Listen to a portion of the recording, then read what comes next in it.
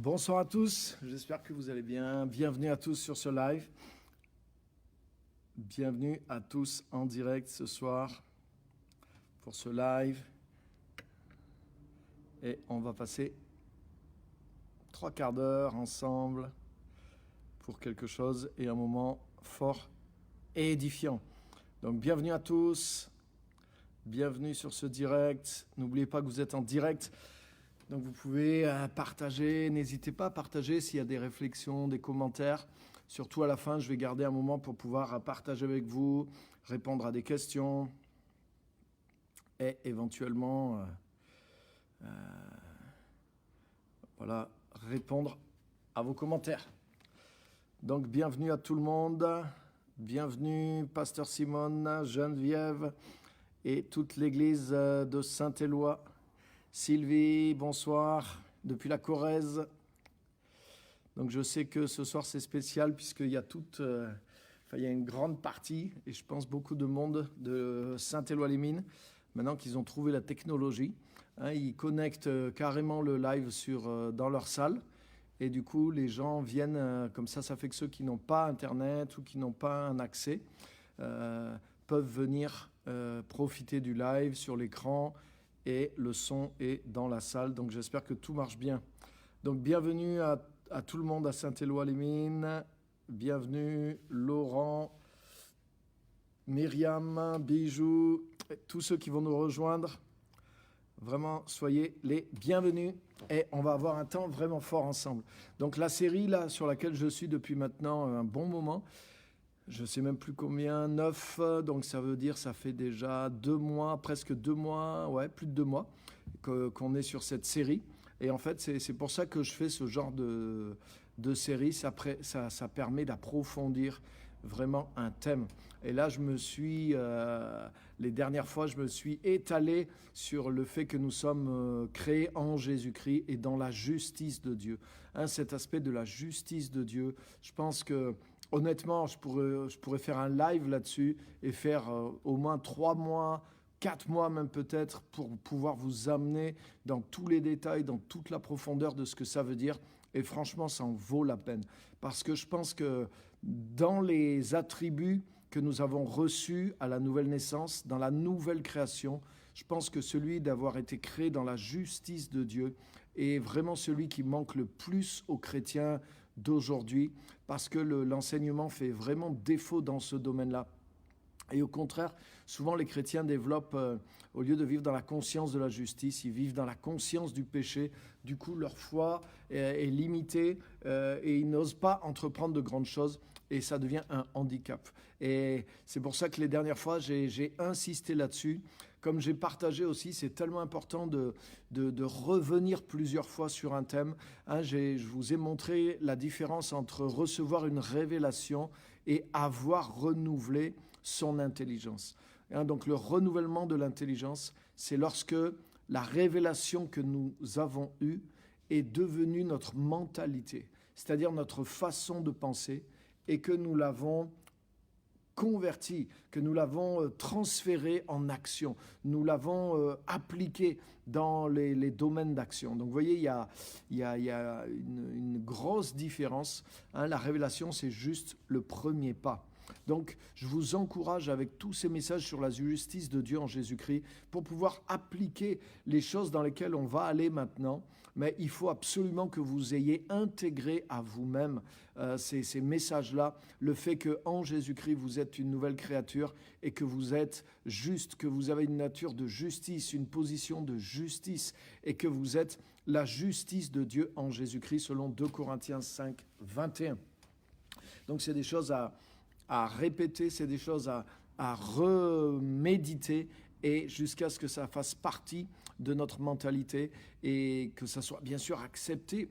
Je le crois profondément, j'ai compris que c'est vrai, j'ai compris ce qu'enseigne la parole, j'ai compris cette révélation, j'ai compris que ça fait partie de mon identité, que c'est dans la grâce. Et aujourd'hui, je peux dire que j'ai réussi à m'accepter comme Dieu m'accepte, à me voir comme Dieu me voit et je me considère comme Dieu me considère, c'est-à-dire je me considère comme juste en Jésus-Christ. Et j'ai été justifié, comme le dit la Bible. C'est-à-dire que je suis considéré comme juste, mais j'ai été rendu juste aussi. Et j'ai une nouvelle nature de justice en moi, un esprit de vie et de justice en Jésus-Christ qui me permet non seulement d'être juste, mais d'accomplir aussi des actes justes. Et cette identité de justice est en moi. Je suis devenu, Jésus-Christ a été fait péché pour que je devienne en lui, que je sois en lui, la justice de Dieu en Jésus-Christ. Donc je suis carrément la justice de Dieu. C'est Dieu qui a fait justice en déposant mes péchés et mon péché dans la personne de son Fils et en transférant sur ma nouvelle création la justice dans les actes de Christ, mais aussi la nature de justice en moi. C'est pour ça que j'ai été fait justice de Dieu. Ce n'est pas ma propre justice, mais comme dit Paul, c'est la justice de Dieu qui est reçue par la foi en Jésus-Christ. Donc c'est tellement important de vivre comme Jésus a dit, demeurez en moi, vivez en moi, comme on l'a vu aussi dans l'épître aux Colossiens, chapitre 2, comme vous avez reçu le Seigneur Jésus-Christ, marchez en lui. Donc nous marchons en lui, ça veut dire je marche dans la justice qui m'a été donnée. Comme Paul le dit sous une autre forme allégorique dans Éphésiens 6, je dois me revêtir de la cuirasse de la justice, mais ce n'est pas la cuirasse de mes actes justes, c'est la cuirasse de la justice qui m'est gratuitement obtenue en Christ. Je marche dans cette cuirasse. Comme dit aussi Romains 13, revêtez-vous du Seigneur Jésus-Christ. Donc on voit que cette armure d'Éphésiens 6 n'est rien d'autre que Jésus-Christ, on pourrait dire détaillé, c'est le détail de ce que nous revêtons. Lorsque nous revêtons Jésus-Christ, nous revêtons sa justice parfaite, parce qu'en lui, nous sommes devenus justice de Dieu. Donc si tu as intégré ces choses ou si tu es en train de les intégrer, je t'encourage de te faire un régime tous les jours et de te nourrir de ça, de penser ça, de parler ça, de mémoriser les versets, de déclarer ça, je suis juste aux yeux de Dieu et j'ai la justice de Dieu en moi et je suis la justice de Dieu en Jésus-Christ. Amen. Ça, c'est un très bref, rapide résumé des épisodes précédents et c'est le fondement pour pouvoir aller plus loin maintenant. Mais je vous encourage à vraiment continuer de travailler ce fondement en vous de manière très, très, très forte. Soyez votre propre prédicateur, soyez votre propre enseignant. Vous avez capté la vérité, le Saint-Esprit vous montre la vérité, mais intégrez-la vous-même à votre vie. Donc que le Seigneur vous encourage et vous bénisse. Bienvenue à tous ceux qui nous ont rejoints depuis tout à l'heure. Ah, la pasteur Simone me dit, ça bug. Alors là, ça vient sûrement de votre connexion parce que moi, j'ai ma propre connexion sous les yeux et apparemment, ça marche bien. Et je pense que les autres peuvent le confirmer qui ne sont pas à Saint-Éloi. Je pense que vous ne devez pas avoir de coupure normalement. Ok, donc aujourd'hui, on va aller plus loin. La semaine dernière, on a vu qu'il y avait une différence entre être juste enfant de Dieu et devenir fils et fille de Dieu. Parce que la série dans laquelle on est en ce moment, c'est le pouvoir des fils et des filles de Dieu. Le pouvoir des fils et des filles de Dieu. Et dans la Bible, en particulier, bien sûr, dans le Nouveau Testament, il y a des expressions et des mots différents lorsqu'il est question d'enfants de Dieu et lorsqu'il est question de fils et de filles de Dieu. Il y a un mot dans le grec qui veut dire le petit enfant et un autre mot qui veut dire le fils, mais dans le sens le fils devenu adulte. Comme moi-même, je suis toujours le fils de mon père, mais je ne suis plus un enfant. Donc je suis un fils parvenu à maturité, j'espère, en tout cas, un minimum sur le plan physiologique, en tout cas, c'est sûr. Et donc, je peux prendre mes responsabilités. Et justement, on va voir ensemble quelques passages pour pouvoir continuer sur la lancée de la semaine dernière. Bienvenue à tous. Préparez vos commentaires, partagez aussi. Et à la fin de la session, on aura un temps de réponse à vos questions. Vous partagez vos commentaires si vous en avez. Vous pouvez partager aussi le live sur votre propre Facebook. Donc, on va lire ensemble quelques passages. Donc, le premier passage que je voudrais qu'on regarde, il est dans 1 Corinthiens, chapitre 3. 1 Corinthiens, chapitre 3. Donc, je vais essayer d'aller assez vite ce soir parce que j'ai plusieurs points et je ne voudrais pas à chaque fois faire un live de plus. Je vais essayer d'avancer. 1 Corinthiens, chapitre 3, verset 1er. Il est dit, pour ma part, frères et sœurs, je n'ai pas pu vous parler comme à des personnes dirigées par l'Esprit, mais comme à des personnes dirigées par leur nature propre, comme à de petits enfants en Christ. Je vous ai donné du lait, non de la nourriture solide, car vous ne pouviez pas la supporter, D'ailleurs, même maintenant, vous ne le pouvez pas. Donc, vous voyez, Paul parle il dit, vous êtes des personnes dirigées par leur nature propre, ou une traduction dit, vous êtes comme charnels, parce que vous êtes encore des petits enfants en Christ. Donc, il est en train de leur dire, c'est pas que vous n'êtes pas nés de l'esprit, c'est pas que vous n'êtes pas de vrais enfants de Dieu, vous avez réellement vécu la nouvelle naissance, mais vous êtes majoritairement dirigé par votre nature propre. Vous êtes dirigé par vos sens, vous êtes dirigé par la vue, vous êtes dirigé par tout ce qui est humain. Et à cause de ça, la vie de l'esprit est là, le Saint-Esprit est en vous, votre esprit est dans le royaume, mais toute cette vie puissante est comme limitée, elle est comme en attente que vous puissiez grandir spirituellement. Et jusque-là, vous êtes comme des petits enfants en Christ. Et c'est pour ça qu'il leur dit, je n'ai pu vous donner que du lait, parce que sinon, vous ne pouviez pas supporter une nourriture plus grande. Donc, c'est pour ça aussi que des fois, le message, des fois, reste un peu toujours le même. La repentance vis-à-vis du mal, le fait de prier, de lire sa Bible tous les jours. Et malheureusement, pourquoi des fois les chrétiens restent un peu dans tous ces messages-là? Mais parce que si on ne l'applique pas réellement, mais on ne peut pas dépasser. Il y a des gens qui me disent, je suis chrétien depuis 15 ans, je voudrais faire ceci, je voudrais faire cela, gloire à Dieu. Et même déjà, ça pourrait être fait. Mais comment ça se fait que, si je lui pose la question, est-ce que tu lis ta Bible, tu pries tous les jours? Ouais, non, je n'ai pas vraiment besoin de ça. Moi, tu sais, je connais la Bible, Dieu est avec moi. Et des fois, on s'arrange un petit peu. Mais moi-même, je prie et je suis chrétien depuis 35 ans. Je suis né de nouveau. Et si je ne prends pas du temps pour prier, pour lire ma Bible, mais ça se ressent très, très, très rapidement dans ma journée et dans ma semaine. Donc, je suis devenu dépendant de Dieu. Plus j'avance, plus je suis devenu dépendant de Dieu. Et plus, donc, ce n'est pas un rituel de loi, mais c'est exactement comme si je ne mange pas, je vais être faible. Je peux tenir un petit peu sans manger, mais je vais vite m'affaiblir si je ne mange pas. C'est la même chose. J'ai besoin de communion avec Dieu. J'ai besoin de prier, de lire la Bible. C'est des choses toutes simples. Mais la vie chrétienne, c'est pas cumuler le savoir, c'est cumuler l'application du savoir. Être un disciple, c'est pas être un chien savant, mais c'est être quelqu'un qui applique ce qu'il sait. Par exemple, il y a des chrétiens, ils connaissent l'importance de ce que je viens de parler, l'importance de l'Église, par exemple. Mais non, ils ne vivent pas de vie spirituelle personnelle, ils ne vivent pas de vie d'Église non plus. Et quelque part, mais qu'est-ce que ça veut dire? En général, vous savez quoi? Mais c'est qu'au fond, il y a une partie de moi qui a envie de faire ce qu'elle veut. Et cette partie de moi qui a envie de faire ce qu'elle veut, cette partie qui revendique « je pense que »,« je sens » et « je veux », cette partie-là, c'est souvent la partie charnelle. Je veux, je veux affirmer ma volonté, je ne veux pas renoncer à ma volonté, je ne veux pas renoncer à ce que je pense, et je veux me confier dans ce que je sens, dans ce que je vois, dans ce que je pense, dans mes raisons. Donc je ne dis pas bien sûr qu'on doit faire fi de nos pensées, de la raison, de notre volonté, mais il faut qu'on soit assez intelligent en tant que chrétien pour discerner que la volonté de la chair existe. Si tu lis dans Romains chapitre 8, il est dit que la volonté de la chair, c'est-à-dire la volonté de l'homme naturel, elle s'oppose à la volonté de l'esprit, et en sorte que vous ne fassiez point ce que vous voudriez. Donc ta nature charnelle, ta nature humaine, et c'est juste ce qui est naturel, juste vivre sans être dirigé par le Saint-Esprit. Je ne parle pas du péché ou quoi que ce soit, juste ce qui est naturel en toi. Et cette volonté propre, mais sa tendance, elle est contraire à celle de l'esprit.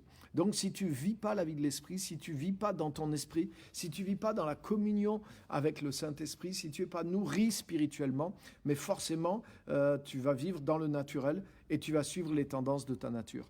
Et c'est pour ça que pour grandir dans la vie chrétienne et passer à une nourriture plus conséquente, mais il faut déjà avoir maîtrisé les bases de la vie chrétienne dans notre vie.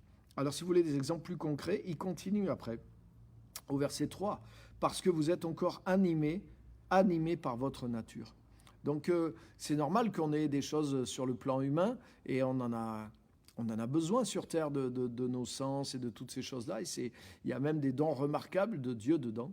Mais si je vis simplement animé par ce qui est naturel, ça veut dire que toute la vie du Saint-Esprit, toute la grâce, toute la communion que j'ai avec le Saint-Esprit, elle ne m'est d'aucune utilité. Hein. Et c'est ce qui se passe, c'est qu'il y a des chrétiens, ils ont été réveillés, ils ont été éclairés par le Saint-Esprit, ils ont vécu la conversion, donc ils ont enlevé quelques grosses choses, grosses chaînes de leur vie, ils ont reçu aussi des choses qui les bénissent, mais ensuite des fois, mais ils vivent une sorte de vie chrétienne, mais cette vie chrétienne, c'est comme s'ils la contemplent depuis leur être naturel. C'est-à-dire qu'ils vivent la vie extérieure chrétienne, mais ils la vivent depuis un point de vue naturel. Donc effectivement, je peux prier, je peux lire ma Bible, je peux aller à l'église, je peux être honnête, mais le faire d'un point de vue naturel. Et c'est là qu'on tombe dans la religiosité, parce qu'il n'y a plus rien qui est du Saint-Esprit là-dedans, à part un souvenir et à part l'extérieur de la piété. Et voilà ce que dit Paul. Si vous êtes animés par votre nature, en effet, puisqu'il y a parmi vous de la jalousie, des disputes et des divisions, n'êtes-vous pas dirigés par votre nature propre et ne vous conduisez-vous pas d'une manière toute humaine? Quand l'un dit « moi je m'attache à Paul » et un autre « moi à Apollos », n'êtes-vous pas animés par votre nature? Qui est donc Apollos, qui est Paul? Ce sont des serviteurs par le moyen desquels vous avez cru conformément à ce que le Seigneur a accordé à chacun, etc., etc. Donc, Paul dit que, par exemple, un des critères, une des caractéristiques de la nature humaine, tu vois, c'est pas le péché, c'est pas le vice, bien sûr, ça l'est, mais c'est des péchés grossiers qu'on s'est débarrassés et qui ont été ensevelis dans la mort et la résurrection. Mais là, il parle simplement de quelqu'un qui est conduit par sa vie naturelle, mais c'est quelqu'un qui vit dans la jalousie, qui regarde comment sont les autres, qui cherche à se... Tu vois, ils vivent la vie chrétienne, parce qu'ils disent « Ah ouais, mais non, moi je suis de Paul, ah moi je suis de Pierre, ah non, non, non, mais moi ce que je pense c'est mieux, moi ce que... » Et en fait, derrière ces apparences de spiritualité, en réalité, il y a de l'orgueil, de la vanité, de la jalousie. Et c'est comme si la nature humaine s'exprime maintenant dans le milieu chrétien.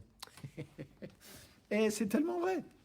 Et je voudrais vous dire, et je voudrais vous rassurer, parce qu'il y a même des pasteurs, hein, moi qui vis dans un monde de pasteurs, oh là là, des fois tu vois les questions que te posent les pasteurs, quand tu vois les petites choses, alors ils ne te disent pas discrètement, mais ils ne te le disent pas officiellement, mais des fois tu vois la question, c'est pour dire, ah bon, mais alors maintenant vous êtes combien dans votre église?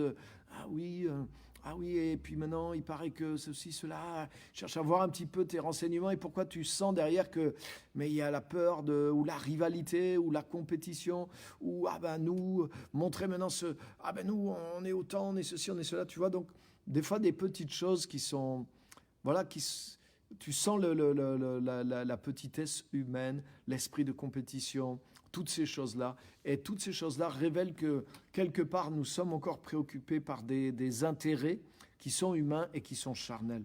Donc, tant qu'on est dans cette dimension-là, ça ne veut pas dire qu'on n'est pas des vrais chrétiens, Paul le dit. Hein, et puis, tu vois, ils sont dans l'Église. Et leurs petits débats, leurs petits conflits, ça tourne autour de thèmes qui sont chrétiens. Moi, je suis de Paul, moi, je suis de Pierre, etc., etc. Et donc, c'est maintenant dans le cadre de l'Église, mais la nature qui est là, c'est la nature charnelle, c'est la nature humaine, c'est être de petits enfants en Christ. Et quand tu regardes les petits enfants, mais c'est ce qu'ils font. Hein, ça, c'est à moi, ça, c'est mon jouet, et chez moi, c'est mieux que chez toi, et mon papa, il est plus fort que le tien. Et tu vois, des fois, il y a ces petites... voilà, cette petitesse, cette bêtise, donc quand c'est des enfants, ça peut faire sourire, malgré qu'il faut les corriger et pas les laisser, en tout cas, les aider à comprendre ce qu'ils peuvent à leur âge, qu'ils apprennent déjà à partager, etc., etc. Et dans l'Église, des fois, il y a toutes ces choses-là.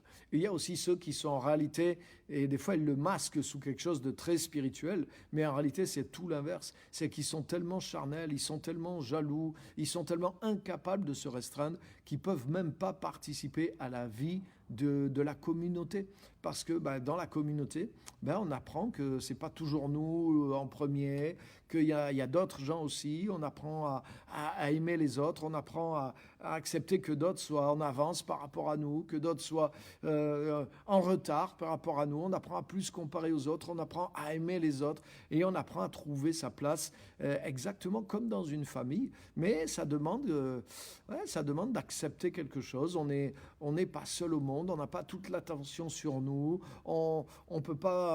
Au bout d'un moment, on est obligé de se rendre compte que nos idées, c'est les nôtres et qu'il y a d'autres qui ont des idées qui sont aussi bonnes que les autres, etc., etc., etc. Donc, il y a tout un apprentissage que certains refusent d'avoir. Et bien sûr, ils ont toujours des arguments très spirituels pour dire que toutes les églises sont mauvaises, que tous les pasteurs sont mauvais, ce qui est certainement le cas. Mais si ça c'est vrai, alors tous les chrétiens sont mauvais et ces chrétiens-là aussi.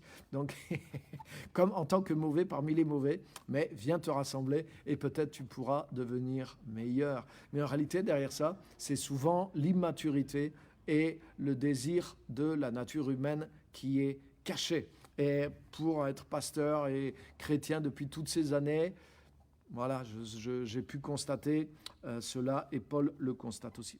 Donc, ça veut dire qu'il faut absolument grandir spirituellement. Et pour grandir spirituellement, il faut accepter la nourriture de Dieu et il faut accepter l'école de Dieu aussi. Il faut accepter l'environnement que Dieu nous a donné. L'Église sur terre n'est pas parfaite, peut-être, c'est possible. Mais en tout cas, c'est l'Église que Dieu nous a donnée pour grandir. Et je voudrais te dire, mon frère, ma sœur, si tu es très spirituel, tu es capable justement de grandir dans le plus mauvais des milieux. Et par exemple, le roi David, vous savez qui a été le premier mentor du roi David ? Le roi Saül. Et le roi Saül, il n'était pas très spirituel parce que l'Esprit de Dieu s'était retiré de lui. Donc il avait le souvenir d'être conduit par Dieu. Mais il était carrément possédé d'un mauvais esprit. C'est écrit. Et il est devenu non seulement l'ennemi de David, mais il voulait carrément le tuer. Même pendant que David était encore sous son autorité, à son service, plusieurs fois Saül a voulu essayer de le tuer physiquement. Et il était possédé d'un mauvais esprit. Donc personnellement, j'ai rencontré des mentors et des pasteurs plus ou moins mauvais et plus ou moins bons dans le corps de Christ, mais j'ai jamais été quand même au point d'avoir quelqu'un qui était manifestement possédé par un mauvais esprit et qui a cherché plusieurs fois à m'assassiner physiquement. Et pourtant, David, malgré un tel mentor, il a réussi à progresser et à devenir l'homme selon le cœur de Dieu. Donc, sous la Nouvelle Alliance, en plus, nous n'avons pas d'excuses, les amis. Et c'est pas le hasard, parmi les plus grands personnages de l'Ancien Testament, on trouve aussi Samuel, qui est la référence parmi les prophètes, des plus grands prophètes et chefs, juges en Israël. Mais Samuel, alors qu'il était un enfant, vous savez sous qui il a grandi ? Il a grandi sous le mentorat de Élie, non pas le prophète, mais le sacrificateur, qui était complètement éteint spirituellement et qui était laxiste et qui laissait ses propres fils voler les offrandes dans le sanctuaire et coucher avec les femmes du peuple qui venaient au sanctuaire. Et Élie savait ce que ses fils faisaient et il disait rien. Et il laissait commettre ces choses-là. Et à cause de ça, Dieu a parlé à Samuel et il lui a dit qu'il allait supprimer Élie et toute sa descendance du sacerdoce. Et pourtant, c'est Élie qui a appris à Samuel à reconnaître la voix de Dieu et ça a été son premier mentor. Mais tu sais quoi ? Ça n'a pas empêché Samuel de devenir un des plus grands prophètes dans le peuple d'Israël. Donc bien sûr, je ne veux pas encourager et dire qu'il faut aller exprès se mettre sous un mauvais mentor. Effectivement, si on a des gens qui sont pas droits et qui sont même malhonnêtes et qui vivent dans le péché carrément ouvertement, mais c'est important de se retirer de leur mentorat dans la paix et d'aller voir ailleurs, peut-être après les avoir avertis. Mais en tout cas, voilà, je ne veux pas vous encourager à rester dans ce mentorat-là, mais c'est juste pour dire que des fois, il y a beaucoup de chrétiens où ils sont dans des églises où il n'y a pas du tout ce genre de problème, où des serviteurs de Dieu qui sont là sont clean, sont respectueux, mais pourtant ils n'arrivent pas à se joindre à aucune autorité, à aucune église, à aucune famille spirituelle. Ils veulent apprendre de personne. Donc là, je voudrais dire que quand on est là, c'est que c'est nous qui avons un problème et nous négligeons en réalité les moyens que Dieu nous donne pour grandir. Dieu nous donne la parole, Dieu nous donne le Saint-Esprit, Dieu nous donne aussi une famille et Dieu nous donne aussi des personnes qu'il a établies pour nous aider. Il y a une partie de la connaissance qui vient par le Saint-Esprit, par la parole, mais il y a une partie de la connaissance qui vient par les gens que Dieu a établis dans le corps de Christ pour former les autres aussi. Ça, c'est biblique. Et il faut trouver l'équilibre avec ces vérités, mais on ne peut pas s'échapper de ces vérités-là et être dans cet équilibre. Donc, vous voyez, ça, c'est des choses basiques et importantes, et c'est ce qui va donner de la croissance à nos vies spirituelles. Donc, je voudrais lire un autre passage avec vous sur le même thème, très rapidement, Galates chapitre 4. C'est sûrement un passage que vous connaissez. Galates chapitre 4, verset 1er.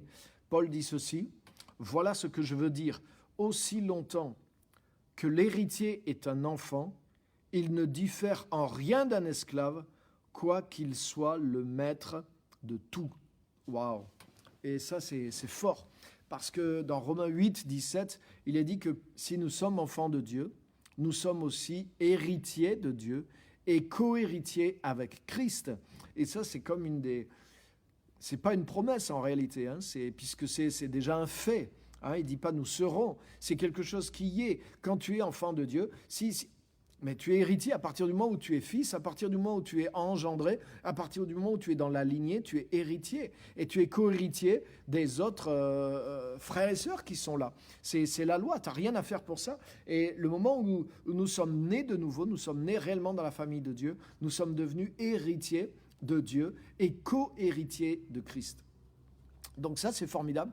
Et la chose, c'est que tant que, il dit au verset là, au Galates 4.1, aussi longtemps que l'héritier est un enfant, il ne diffère en rien d'un esclave, quoi qu'il soit le maître de tout. C'est-à-dire, il possède tout, mais c'est exactement comme un enfant. Tant qu'il est mineur, même si son père était multimillionnaire, mais il ne peut pas disposer des richesses dont il est l'héritier, parce qu'il est mineur, parce qu'il est encore un enfant, parce qu'il n'est pas encore responsable.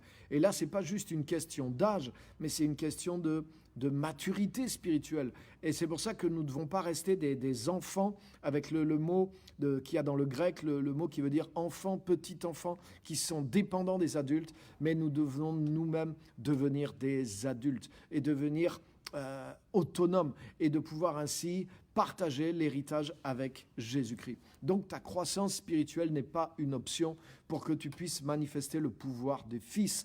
Et une des raisons nécessaires, plutôt des choses nécessaires pour que nous puissions manifester le pouvoir des fils et des filles de Dieu, mais c'est de devenir mature, c'est de devenir adulte dans notre foi pour pouvoir avoir cet héritage à notre disposition et pouvoir le manifester pour les bonnes raisons. Ça, c'est très important parce que, par exemple, ça arrive dans la vie courante, quelqu'un qui est adulte, il a la majorité et il touche un grand héritage, mais il est immature sur le plan humain et il va gaspiller l'héritage et même il va ruiner sa propre vie parce qu'il va se mettre à plus travailler, il va se mettre à vivre dans des choses qui sont pas bonnes, qui n'ont pas de valeur, des fois immorales. Et c'est arrivé combien de fois de gens comme ça qui ont détruit leur vie de famille, qui ont détruit les bonnes choses qu'ils avaient construites parce qu'ils ont touché un assez gros héritage et finalement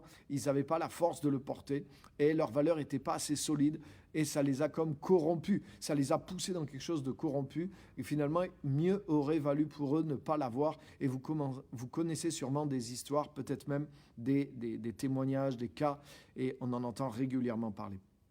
Donc Dieu veille sur nous et lui, il ne tient pas à ce que l'héritage qu'il en réserve pour nous nous détruise, mais ce que Dieu veut faire, c'est que Dieu nous pousse, Dieu nous donne les moyens de grandir spirituellement pour pouvoir nous confier l'héritage. Je pense à un autre verset, je vais vous montrer quelque chose, par exemple dans le cadre de la prédication, des ministères carrément de la prédication de l'évangile. J'ai lu ça aujourd'hui dans mon temps personnel. Je ne voulais pas en parler, mais là, ça me vient en mémoire et c'est un très, très bon exemple. Alors, regardez 1 Thessaloniciens, chapitre 2 et verset 4. 1 Thessaloniciens, chapitre 2, verset 4. Très beau verset.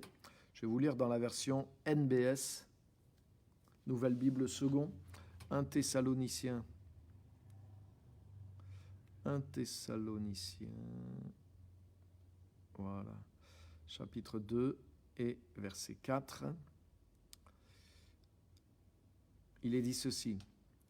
Mais comme c'est Dieu qui nous a éprouvés et approuvés pour nous confier la bonne nouvelle, nous parlons non pas pour plaire à des humains, mais pour plaire à Dieu qui éprouve les cœurs. Wow, vous vous rendez compte ce que Paul dit? Il dit que Dieu l'a d'abord éprouvé, et une fois qu'il a été éprouvé, Dieu l'a approuvé pour lui confier l'évangile. Et du coup, maintenant, il parle non pas pour plaire à des humains, mais pour plaire à Dieu qui éprouve les cœurs. Waouh! Donc ça veut dire que même pour prêcher l'évangile, on pourrait dire en tout cas pour Paul en tant que, entre guillemets, professionnel, lui c'était vraiment son appel, mais Dieu va éprouver avant de confier. Donc ça veut dire que Dieu regarde réellement la stature que nous avons avant de nous confier les choses. Et quel que soit... je voudrais vous dire une chose, c'est qu'en tant que fils et filles de Dieu, nous avons tous un appel, nous avons tous une mission à accomplir, nous avons tous une destinée, et une destinée d'impact. Je connais aujourd'hui des chrétiens qui sont dans le monde des affaires et qui gagnent beaucoup plus d'âmes à Christ et qui font beaucoup plus d'œuvres et qui ont un impact en termes de nombre, en tout cas, beaucoup plus grand que beaucoup de pasteurs ou de serviteurs de Dieu dans le ministère à plein temps. Alors, on ne doit pas se comparer à l'impact, car Dieu nous demandera à chacun par rapport à notre appel. Mais je dis ça pourquoi? Pour vous encourager et vous montrer que si vous suivez la destinée divine pour vous, mais vous pourrez avoir un impact extraordinaire sur l'humanité, pour le royaume de Dieu et pour l'évangile, que ça soit en jouant au basket ou que ça soit en travaillant comme mère au foyer, ou aussi si Dieu vous le demande, ou que ce soit en écrivant, ou que ce soit en aidant les pauvres, que ce soit en pratiquant tel aspect de la parole de Dieu, ou en suivant telle ou telle vocation, parce que chaque chrétien a un appel et une vocation. Mais maintenant, pour que Dieu nous conduise ces choses, nous confie pleinement les choses avec l'impact, pour qu'on arrive à vivre notre appel avec son plein impact, il faut que réellement on développe cette maturité spirituelle de fils et de filles. Et ça, c'est quelque chose de très, très, très important. Vous avez vu comment Paul en parle, après nous avoir éprouvés et approuvés, Dieu nous a confié, voilà maintenant l'appel qui porte du fruit. Et c'est pour ça que du coup, on le fait non pas pour plaire aux hommes, mais à Dieu qui éprouve les cœurs. Tu te rends compte? Ça veut dire qu'une fois que Dieu t'a éprouvé et approuvé, une des caractéristiques qu'il y a en toi, c'est que tu es détaché de l'influence des gens. C'est-à-dire que ça ne veut pas dire que tu ne tiens pas compte des gens, tu les aimes, tu les sers, mais tu ne peux plus faire le service auquel Dieu t'appelle par rapport à la réaction des gens, par rapport au bon plaisir des gens. Tu es délivré de l'approbation ou de la persécution des gens. Et ça, ouais, bien sûr, tout le monde en théorie est d'accord, mais je vous garantis que quand on est au pied du mur et quand on est dans la pratique, ce n'est pas si facile que ça, même à des petits niveaux. Et c'est une des marques, en tout cas, de ce que ça produit en nous, la maturité. Ça veut dire que non, je suis libéré de ça et je ne cherche pas l'approbation des gens, mais celle de Dieu en premier réellement. Et c'est quelque chose qui a été éprouvé dans ma vie. Je suis passé par des situations et j'ai fait mes preuves. Éprouvé et approuvé, ça veut dire que ouais, je suis passé par l'épreuve, mais j'ai réussi le test. Ça veut dire que j'ai fait mes preuves par rapport à des choses que Dieu cherchait à voir en moi, une certaine maturité, un certain comportement, le respect de certaines valeurs, la capacité spirituelle en moi et aussi humaine aussi de maturité par rapport à l'appel, etc., etc., avant que Dieu puisse me confier pleinement mon héritage. Donc je voudrais dire un point là-dessus aussi. Beaucoup de chrétiens aujourd'hui, et même dans des églises, c'est carrément ouvertement enseigné, comme si être héritier de Dieu, co-héritier de Christ, mais c'est juste posséder les richesses matérielles de ce monde. Et là, je voudrais dire, c'est absolument faux. Donc, bien sûr, Dieu n'est pas pour qu'on soit pauvre, parce que Dieu n'est pas pauvre. Donc, en tant qu'enfant de Dieu, tu ne vas pas être pauvre. Et tu vas avoir la prospérité, mais pas une prospérité égocentrique, mais une prospérité qui est tournée en fonction et qui te donne les moyens d'accomplir ton but et ton appel. Et l'héritage que Dieu nous donne avec Jésus-Christ, puisqu'on est co-héritier avec Christ. Donc, ça veut dire que tu ne peux pas hériter quelque chose que Christ n'a pas hérité lui-même. Est-ce que Christ est... Maintenant, regarde bien. Quand Jésus a été tenté dans le désert, le diable est venu vers lui. Et il lui a dit, écoute, je te donnerai la richesse et la gloire qu'il y a dans ce monde si tu te prosternes devant moi. Mais ce n'est pas ça l'héritage que voulait Jésus. Et Jésus a refusé cet héritage. Donc aujourd'hui, si dans ton église, mon frère, ma sœur, on t'enseigne et on te prêche que Dieu veut que tu prospères et que la prospérité que Dieu veut te donner, c'est les richesses, les biens de ce monde et la gloire de ce monde. Mais excuse-moi, mais ce message-là est plus près de sortir de la bouche du diable que de la bouche de Dieu. Donc ça ne veut pas dire que Dieu veut la pauvreté pour toi. Non, c'est pas ça que je veux dire.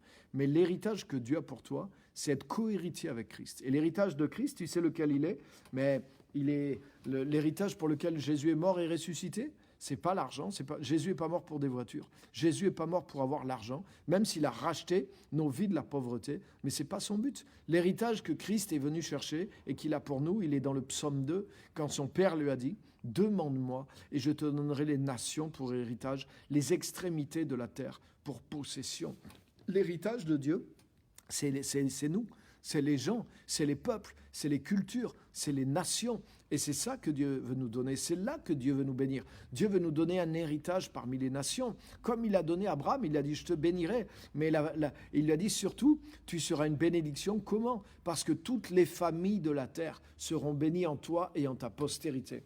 Et la grande bénédiction, notre grand héritage, c'est qu'en devenant des fils et des filles de Dieu, nous sommes mûrs, nous devenons le sel de la terre, la lumière du monde. Et ça veut dire que Dieu nous a donné un héritage parmi un groupe de gens, parmi une famille de gens, parmi comme un pan de la société. Dieu nous appelle à briller dans un endroit où il y a les ténèbres. Dieu nous appelle à développer notre œuvre, à nous implanter en tant que fils et filles de Dieu dans un endroit de la terre qu'il a désigné pour nous, exactement comme il y avait une portion de terre promise sous le ministère de Josué, dont le nom veut dire Jésus, c'est la même chose en hébreu quasiment.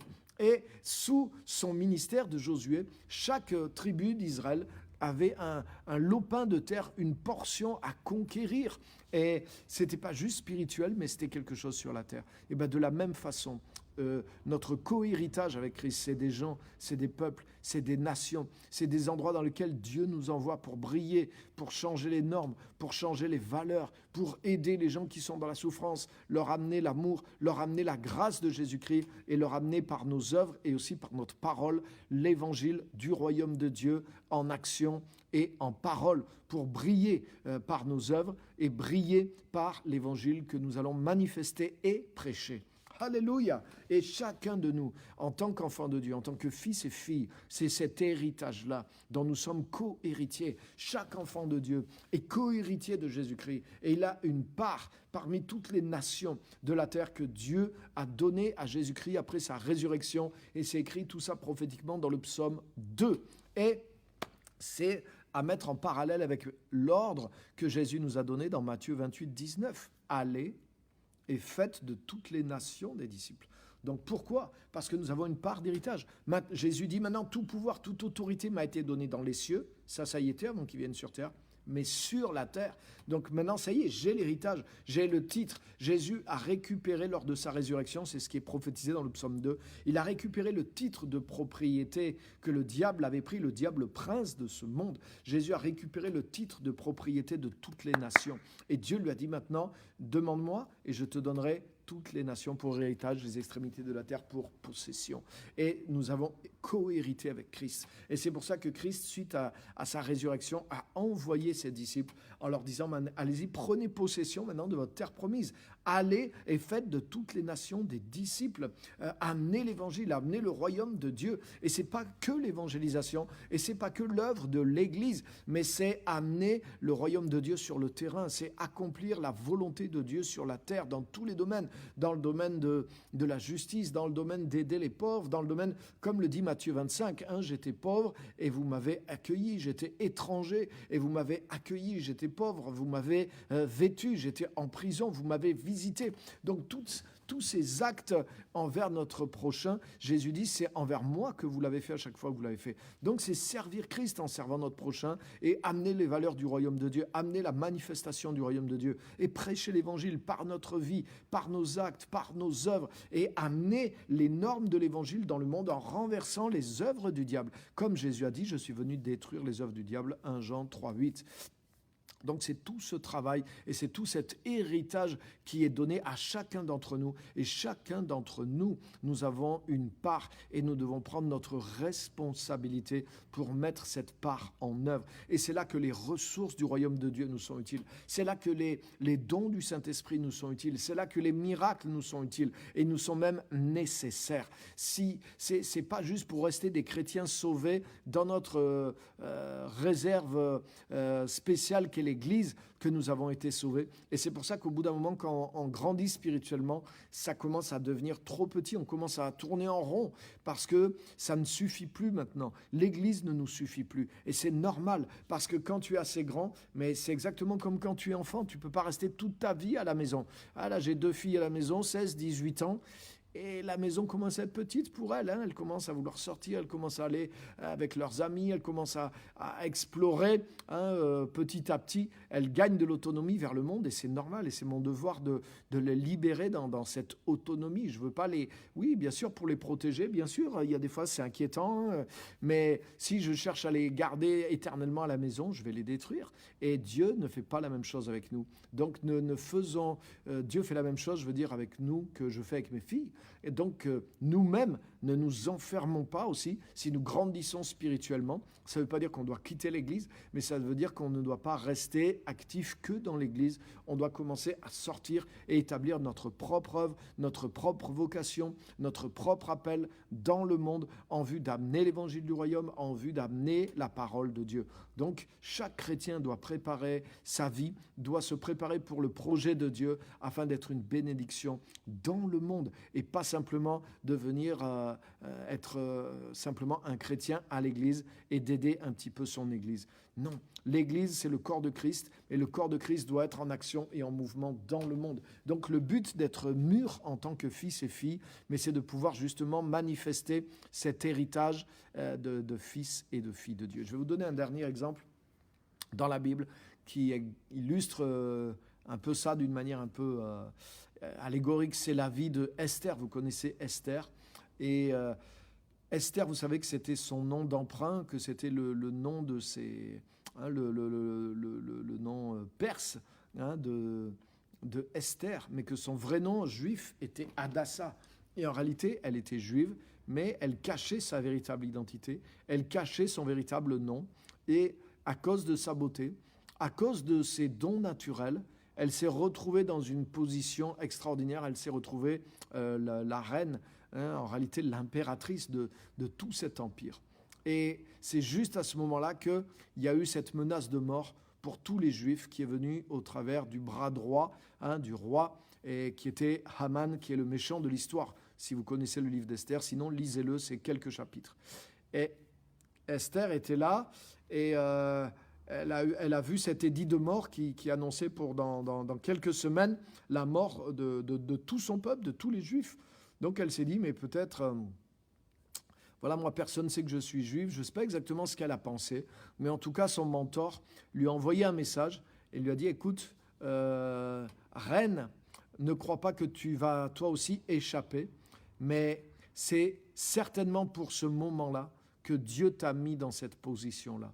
C'est-à-dire que tes dons naturels, tes capacités naturelles, le travail que tu as fait sur toi, les études, mais aussi des dons naturels tels que ta beauté, et les circonstances ont permis que tu te retrouves là. Parce qu'elle ne s'est pas retrouvée là juste parce qu'elle était belle, hein. Elle n'avait pas la tête vide non plus. Hein, pour être à ce niveau-là, il fallait être intelligent, il fallait savoir gérer des choses, il fallait connaître, être lettré, etc., etc. Donc c'était une belle jeune fille, mais elle était éduquée, elle était intelligente, et la Bible dit qu'il y avait la grâce sur elle, il y avait autre chose que simplement la beauté, et elle avait bien sûr des valeurs de quelqu'un de spirituel. Elle avait été élevée par quelqu'un qui connaissait Dieu, son cousin, hein, Mardoché. Et donc, elle était une femme de valeur, une femme de vertu, mais aussi une femme intelligente, une femme compétente, une femme capable et une femme belle. Et en réalité, c'est le parfait exemple. Parce que qu'est-ce qui va nous envoyer réellement et pleinement dans la destinée, dans le champ et l'héritage que chaque chrétien a? Retenez ça, mes frères et sœurs. Mais c'est la connexion entre le développement spirituel, le développement de nos talents et compétences humaines que Dieu nous a donnés. Et quand toutes ces choses montent ensemble, se développent ensemble et se croisent, mais ce point de convergence, c'est à ce point-là que Dieu veut nous amener, et c'est ce point-là de destinée. Mais voyez, c'est des choses qui se préparent des années à l'avance. Et le problème, c'est qu'il y a des chrétiens qui ne grandissent pas spirituellement, qui grandissent des fois sur le plan humain, mais ils ne grandissent pas spirituellement, donc ils loupent le point d'intersection. Il y en a d'autres, c'est l'inverse, ils grandissent spirituellement, mais ils ne grandissent pas sur le plan humain. Ils ne cherchent pas à développer leurs dons, leurs talents, leurs compétences, même naturelles. Ils n'ont pas cette vision du projet qu'ils ont à faire dans le monde. Ils se contentent de développer une spiritualité personnelle ou pour leur église locale. Donc du coup, ils loupent le point de convergence dans lequel Dieu va les utiliser et optimiser pleinement. Hein, Jean-Baptiste s'est préparé au désert jusqu'au jour où Dieu le présenta au peuple d'Israël. Hein, Jésus est resté caché jusqu'à l'âge de 30 ans, mais à l'âge de 30 ans, il a été manifesté et il s'était préparé pour ça. Donc il a développé des compétences, pas simplement spirituelles, mais aussi sur le plan public, pour pouvoir être dans le temps de Dieu. Et rappelez-vous de ça, c'est le croisement entre votre vie spirituelle qui a grandi, mais aussi les compétences humaines que vous avez développées dans le sens de votre destinée. Et il y a un dernier trait, ça c'est le seul qui appartient de Dieu, c'est celui des temps et des circonstances, sur lequel vous n'avez aucun pouvoir. Mais je voudrais vous dire, beaucoup de chrétiens pensent que ils ont pas à s'occuper des trois autres, et que juste parce que ça va être le temps de Dieu, tout va se mettre en place. C'est faux, les amis. S'il n'y a pas de développement spirituel, si Esther avait été même belle, mais qu'elle ne savait pas prendre soin d'elle, qu'elle était illettrée et qu'elle était sans valeur ni vertu, elle n'aurait pas été choisie par le roi, même si elle lui avait été présentée au temps de Dieu. Ça, beaucoup de chrétiens passent à côté. Donc c'est la convergence de toutes ces choses-là qui fait que nous rentrons pleinement dans l'héritage. Et c'est ça la maturité dans laquelle je suis en train de parler aujourd'hui. Et cette maturité que nous devons rechercher, ces choses pour lesquelles nous devons nous préparer. Et vous savez qu'est-ce qui s'est passé pour que tout bascule? Quand Esther a entendu ça, qu'est-ce qu'elle a fait? Elle a dit, ok, je vais jeûner pendant 3 jours. Et ensuite, j'irai devant le roi, même s'il ne m'a pas appelé. Et parce qu'il y avait une loi qui disait que si le roi ne t'appelait pas, tu ne pouvais pas, même en tant que reine, te présenter devant lui, sinon tu risquais la peine de mort. Et elle a dit, tant pis, et c'est ce qui s'est passé d'ailleurs, elle n'est pas morte, mais au bout de 3 jours, le roi ne l'avait toujours pas demandé, donc elle a risqué sa vie.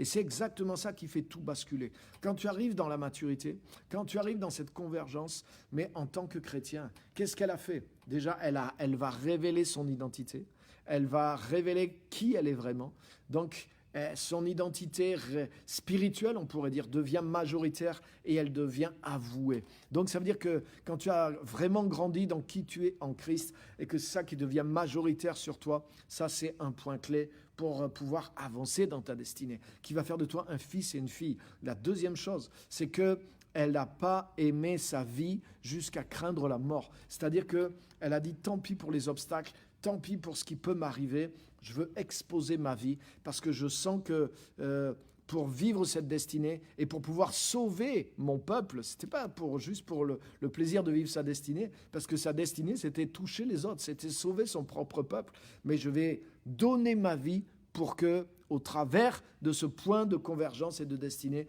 les autres soient sauvés. Et c'est exactement cette attitude qui est nécessaire. Pour que ceux vers qui Dieu nous envoie soient bénis, il faut perdre notre vie. Il faut renoncer à nous-mêmes, il faut renoncer à ce confort. Il faut renoncer à dire, mais je ne sais pas faire, j'ai peur de faire ci, j'ai peur de me tromper. Mais il faut dépasser tout ça, les amis. Il faut prendre les risques. Et c'est ça quand Jésus dit, il faut perdre sa vie. C'est réellement concret. Il faut perdre sa vie pour la trouver vraiment. Ça veut dire si on se laisse arrêter, si on se laisse effrayer, si dès la première fois où ça ne marche pas, on ne recommence plus, mais on ne peut pas manifester le plan de Dieu et la vie de fils et de filles de Dieu. Donc, comme a dit Jésus, il faut que le grain de blé rentre en terre et qu'il meure à lui-même pour pouvoir pousser et toucher beaucoup d'autres, porter beaucoup de fruits. Et c'est exactement ce que Esther a fait. Elle a révélé Hadassah et elle a mis sa vie vraiment pour que le plan de Dieu s'accomplisse. Elle a risqué sa vie.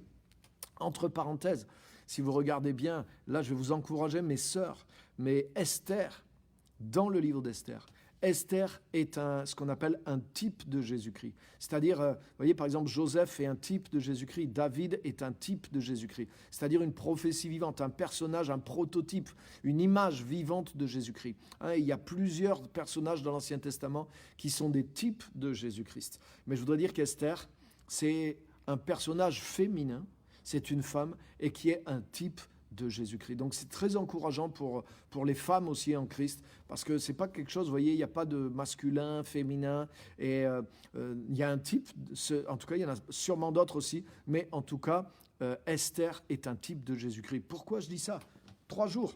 Elle s'offre, elle se livre à la mort. Elle se livre à la mort. Il y a cette personne de 3 jours.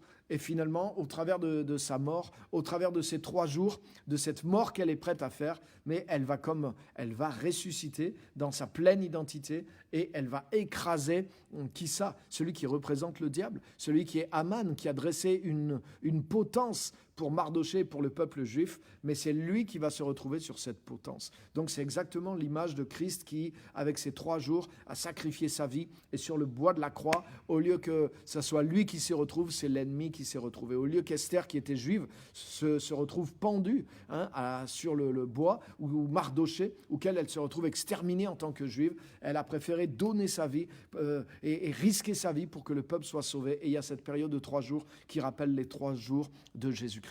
Il y a d'autres détails aussi dans sa vie, mais en tout cas, vous pouvez voir déjà avec ça, elle est un type de Jésus-Christ. Donc ça veut dire que tout le monde, homme ou femme, nous qui sommes enfants de Dieu, nous sommes appelés à suivre Christ, nous sommes appelés à vivre de la façon dont il a vécu, qu'est-ce qu'a fait Jésus jusqu'à l'âge de 30 ans ? Il est devenu un fils mature. Et quand il a été un fils mature, il s'est plongé dans la mort et la résurrection, les eaux du baptême, il est ressorti, et à partir de là, il a vécu pourquoi ? Pour l'héritage, pour accomplir le plan et la volonté de Dieu sur la terre, parce qu'il ne dépendait plus des autres, il ne voulait plus qu'on s'occupe de lui, mais il voulait s'occuper des autres, il voulait donner ce qu'il avait reçu, il savait qui il était. Le diable, vous avez vu comment le diable a tenté sur son identité et comment il était ferme. Pourquoi ? Voilà ce qu'est un fils, une fille mature, il sait qui il est en Christ, il sait ce qu'il a en Christ, mais du coup, ce n'est pas juste une chanson comme on chante, mais c'est une réalité, parce que la personne bascule, elle s'engage entièrement maintenant et pour son appel, et elle manifeste son appel. Elle n'est plus un enfant spirituel, elle devient un co-héritier de Christ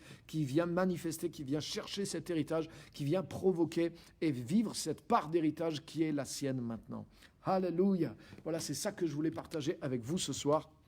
Et voyez, il y a une grande différence entre être enfant et devenir un fils et une fille de Dieu. Voilà un peu les choses, comment elles doivent être faites pour pouvoir manifester la vie de fils, de fille et gagner cet héritage. Alléluia. Donc je regarde si vous avez des questions, des commentaires, si vous voulez participer, si ce message vous parle, mettez-moi un petit pouce, un petit cœur, si vous êtes édifié. Revenez sur ces choses, notez ces choses, travaillez ces choses, parce que ce que je vous dis, ce n'est pas juste un bon message, mais c'est réellement le processus, c'est réellement des étapes clés pour pouvoir vivre ces choses-là. Alléluia. Donc je regarde, je ne vois pas beaucoup.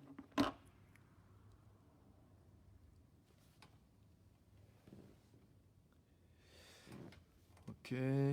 Ah voilà, ça y est, je vois tous les likes, super. Merci pour vos commentaires. Amen. Ok, super. Ce message est important. Oui, c'est clair. Donc, vous voyez l'importance de grandir et de ne pas rester petit spirituellement. Et quand on grandit, ça fait mal aussi. Je ne sais pas si vous vous en rappelez des fois, quand on est petit, on a mal. Je me rappelle, moi, des fois, j'avais des douleurs un peu. Bon, c'est pas la souffrance terrible, mais tu le ressens. Mais qu'est-ce qui m'arrive? Ah, mais c'est que tu grandis. On me disait, c'est sûrement tu grandis, donc il y a des douleurs. Mais il y a des douleurs aussi intérieures aussi dans la vie. Tu passes par certaines étapes, des fois, c'est difficile. Mais si tu les manages bien, ça t'aide à grandir.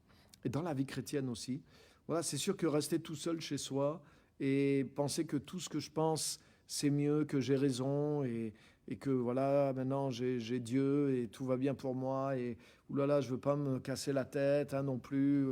Oulala, c'est si compliqué que ça, l'évangile, je vais rester chez moi et attendre d'aller au ciel devant ma télé. Et j'exagère un peu, mais il y a un peu de ça.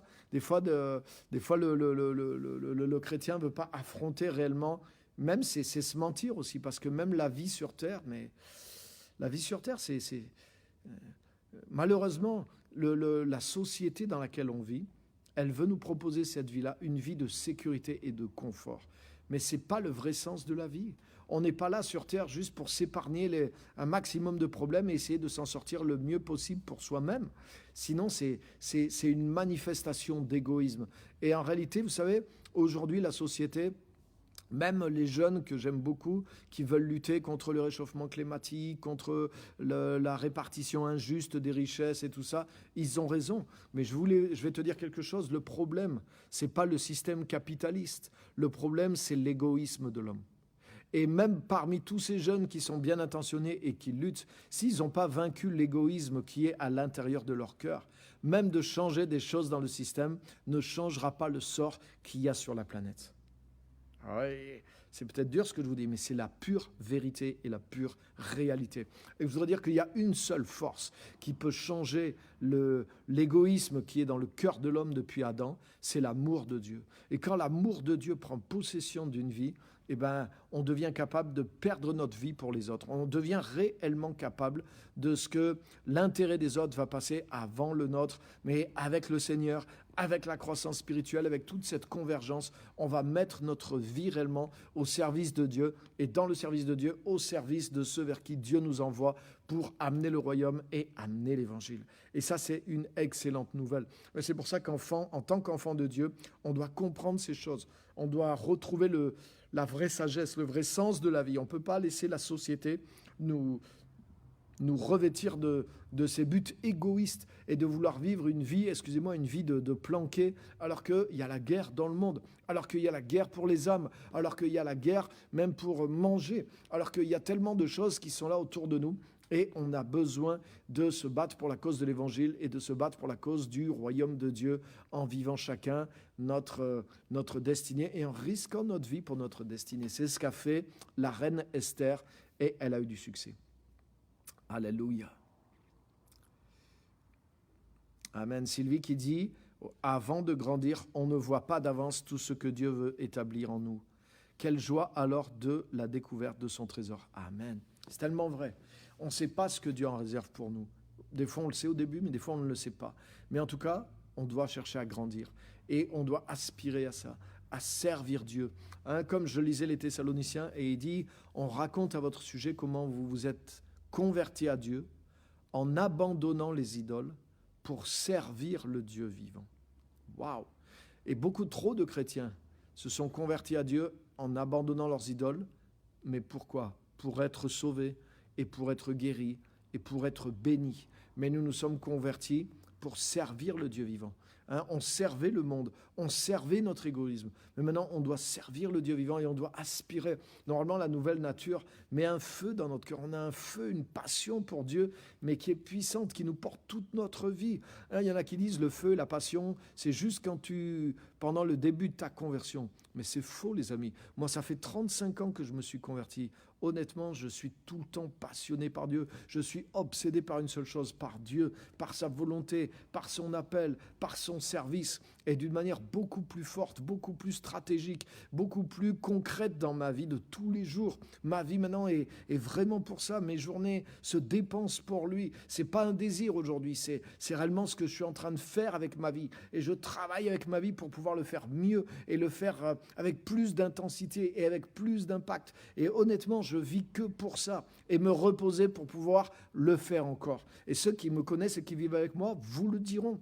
Et donc, est-ce que le feu de la passion a diminué dans mon cœur? Il n'a fait qu'augmenter. Parce que ce n'est pas le feu de ma passion, c'est le feu dont a parlé Jésus. Il a dit, je suis venu jeter un feu sur la terre. Et il me tarde qu'il soit allumé. Jésus, pour que ce feu soit en nous, il a fallu qu'il passe par la croix et par la résurrection. Et ce feu est puissant. Ce feu est capable de nous amener jusqu'au bout. Donc, il faut avancer, il faut apprendre, il faut grandir, il faut faire des erreurs, il faut se tromper. Mais tant que c'est ce feu-là, et quand tu apprends et tu vas de l'avant et tu n'as pas peur de donner ta vie pour Christ, pour l'Évangile, pour sa volonté, mais tu vas aboutir, ça c'est sûr et c'est certain.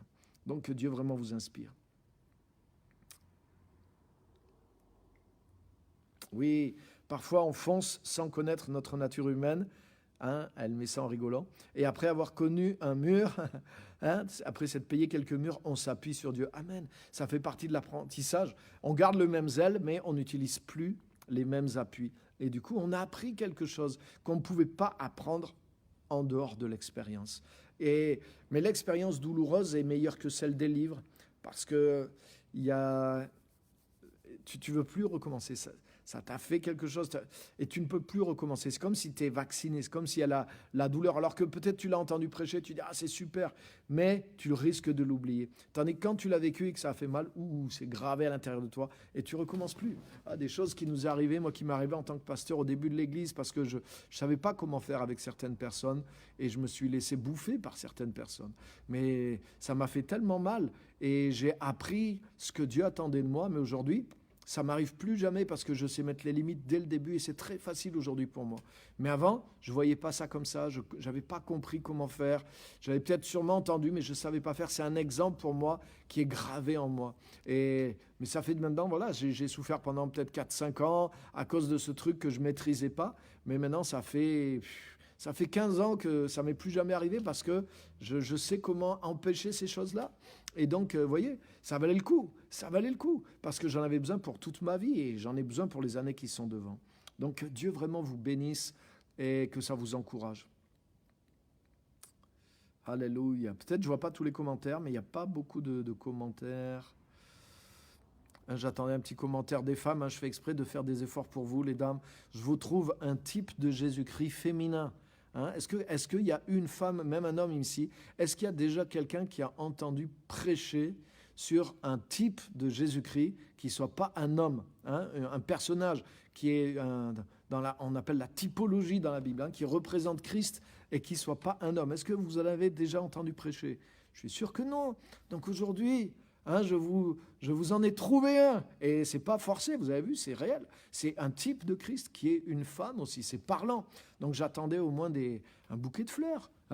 Mesdames, j'attendais quelque chose de votre part. Vous voyez, je suis un défenseur des femmes aussi. Donc j'attendais un petit commentaire, un petit like. Ayez pas peur de vous exprimer.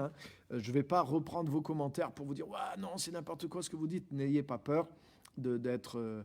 je ne vais pas vous exposer, vous faire du mal. Ah, voilà, Myriam qui met... Merci, je suis encouragé. Alléluia. Merci, Myriam. Saint-Éloi, toutes les femmes sont des Esther. Amen. Soyez des Esther.